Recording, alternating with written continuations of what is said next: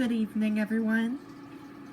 I'm Riley King, and welcome to my evening news report right here on the Riley King Network.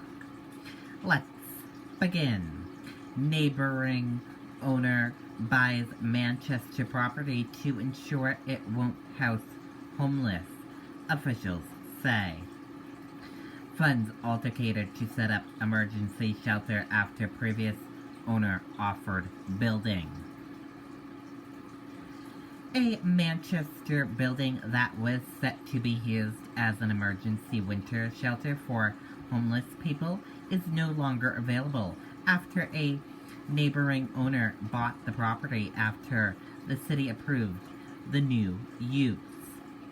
City officials had not revealed the location of the property and neither owner has been named.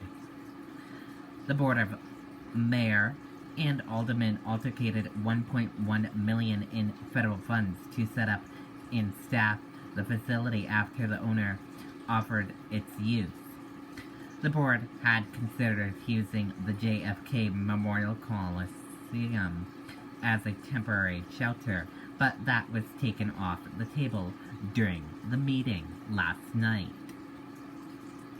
In a written statement, Mayor Joyce Craig, Fire Chief Daniel Goonan, and Families in Transition New Horizon President Maria Devlin said the neighboring property owner wanted to ensure that no homeless people would be living in the building. We are appealed. This happened the day before Thanksgiving and at a time when people in our community are suffering and are in desperate need for emergency shelter, they said in the statement.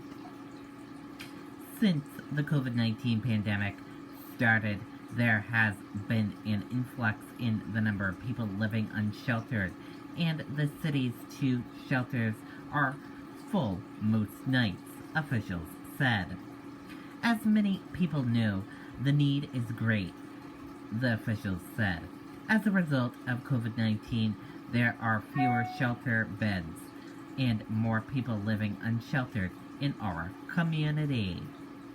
The new emergency shelter would have allowed the city to offer about 200 beds until the end of the winter, officials said. Officials said they would continue to search for a good location for an emergency shelter.